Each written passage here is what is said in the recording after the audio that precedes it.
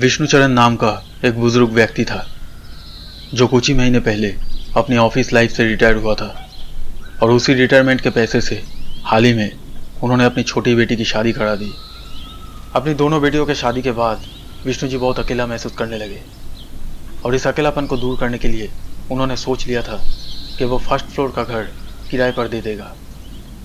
एक दिन विष्णु जी एक पड़ोसी से बात कर रहे थे। हाँ, ठीक ठीक। आपका छोटा दामाद क्या काम करता है? वो एक इंजीनियर है, सरकारी दफ्तर में काम करता है।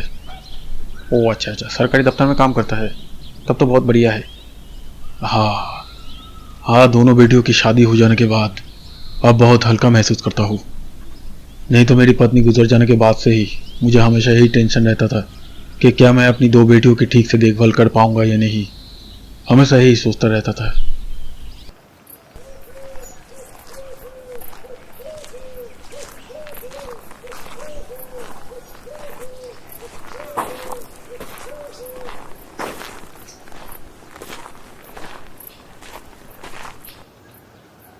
छुटकी यहाँ कभी कभी आती है और बड़ी बेटी बहुत कम आती है। यहाँ पे फोन करता हूँ कभी कभी। क्या मैं अंदर आ सकती हूँ? कौन? हाँ बोलो। वो मुझे एक घर चाहिए था किराए पर। अच्छा अंदर आओ।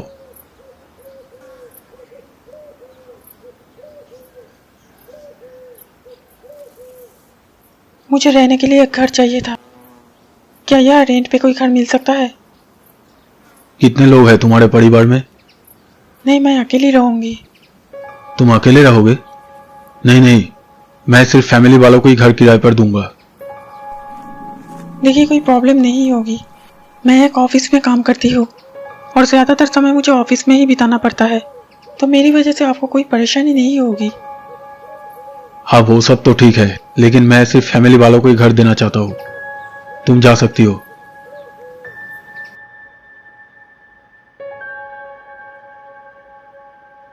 अच्छा सुनो, अभी कहाँ रहती हो? वो जो रायपुर गर्ल्स स्कूल है ना, उस स्कूल के पास में ही रहती हूँ मैं अभी। तो तुम उस घर को क्यों छोड़ना चाहती हो? एक्चुअली वो घर बहुत छोटा है, इसलिए। अच्छा ठीक है, मैं तुम्हें घर किराए पर दूंगा, लेकिन एक बात अच्छे से सुन लो। अपने दोस्तों को बुलाकर पार्टी वगैरह करना, जोर जोर से म्यूजिक बजाना, ये सब मुझे बिल्कुल पसंद नहीं है। और हर महीने किराया समय पर दे देना होगा। नहीं अंकल, आप निश्चिंत रहिए, ऐसा कुछ भी नहीं होगा और रेंट आपको हर महीने ठीक समय पर मिल जाएगा। ठीक है, अंदर आओ।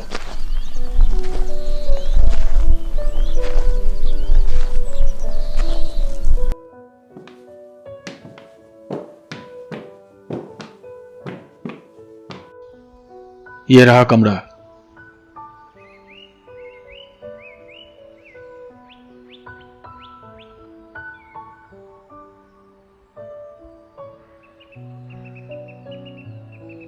यह बाथरूम है और ये रहा किचन। घर का रेंट है 4000 रुपए और बिजली का बिल जो होगा वो अलग से देना होगा।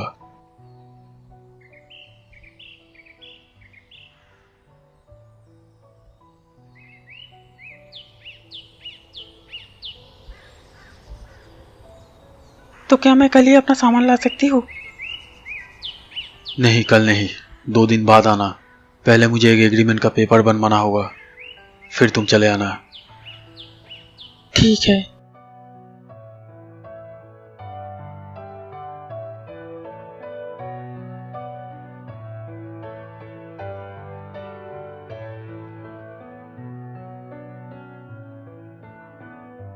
दो दिन बाद वो लड़की अपना सारा सामान ले आती है।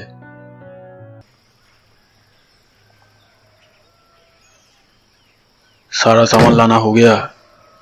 हाँ, सब कुछ आ गया है, बस गाड़ी में कुछ चीजें हैं जिन्हें लाना बाकी है अभी। ओह अच्छा, तुम्हारे माता पिता कहाँ रहते हैं? वे पुरुलिया में रहते हैं। मुझे यह 1 साल पहले नौकरी मिल गई थी और तभी से मैं इस शहर में रह रही हूँ। कभी कभी छुट्टी लेकर अपने माता पिता के पास जाती हूँ। अच्छा। अंकल, मैं आपको एक बात बताना भूल गई थी। हाँ बोलो। वो मैं जहाँ काम करती हूँ वहाँ कभी कभी मुझे नाइट शिफ्ट करनी पड़ती है, और इस महीने मुझे नाइट शिफ्ट ही करनी पड़ेगी। और सुबह 8:30-9 बजे तक मैं घर आ जाती हूँ। तो क्या सुबह बाहर मेन गेट खुला रहेगा?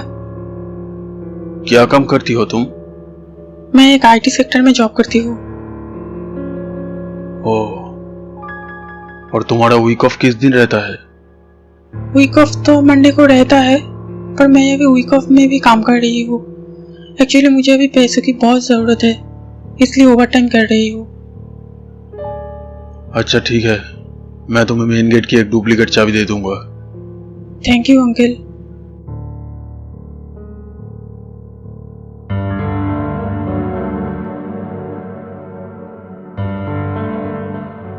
विष्णु जी थोड़े चिंतित हुए। विष्णु जी को यह सुनकर थोड़ा अजीब लगा कि वो लड़की रात में काम कर रही है। विष्णु जी के मन में यह सवाल आने लगा कि कहीं ये लड़की कुछ उल्टा सीधा काम तो नहीं करती होगी।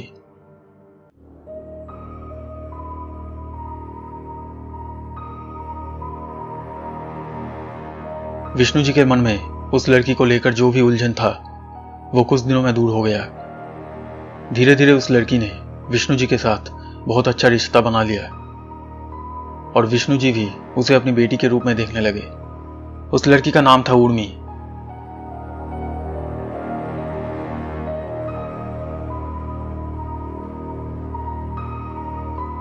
वो लड़की जो भी खाना रोज बनाती थी उसमें से कुछ विष्णु जी को भी खाने के लिए देती थी। देखते देखते कुछ दिन बीत गए। एक दिन वो लड़की विष्णु जी से कहती है कि वो कुछ दिनों के लिए अपने माता पिता से मिलने गांव जा रही है। आज रात वो ऑफिस जाएगी और सुबह ऑफिस से निकलकर गांव के लिए ट्रेन पकड़ेगी। घर पहुंचकर मुझे एक फोन कर देना, ठीक है? ठीक है।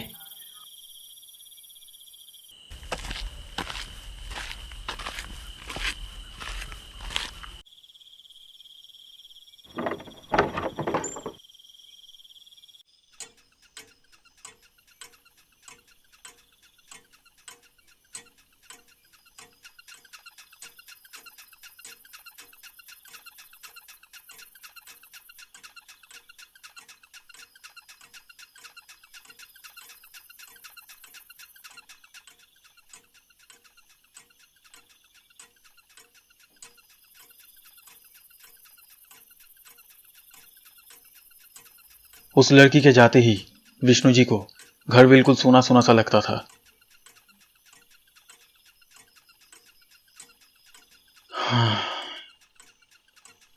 उर्मी बेटी को गए अभी 2 दिन ही हुए हैं, लेकिन ऐसा लग रहा है कि उसे देखे हुए काफी समय हो गया है। छुटकी को फोन करता हूं।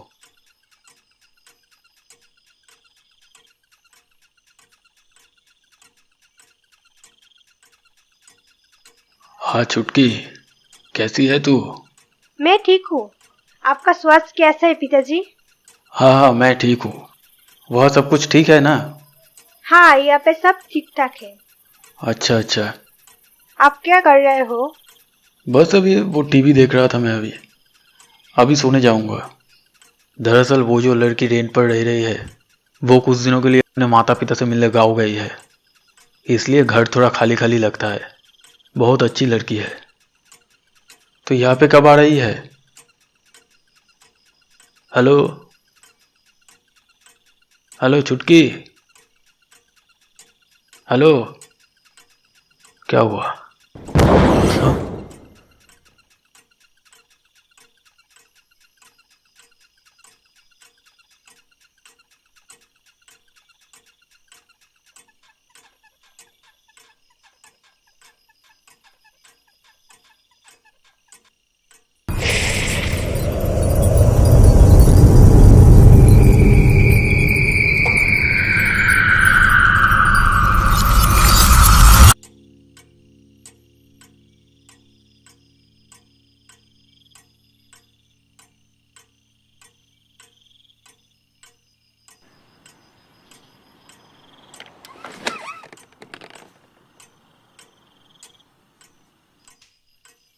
बाहर तो लाइट है, पावर कट तो नहीं हुआ है। लाइट खराब हो गया क्या? हाँ?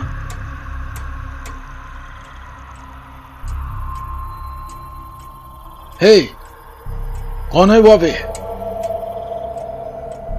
कौन खड़ा है वहां? कौन हो तुम? अरे मैं चश्मा कहाँ रख दिया, साफ साफ दिखाई भी नहीं दे रहा है।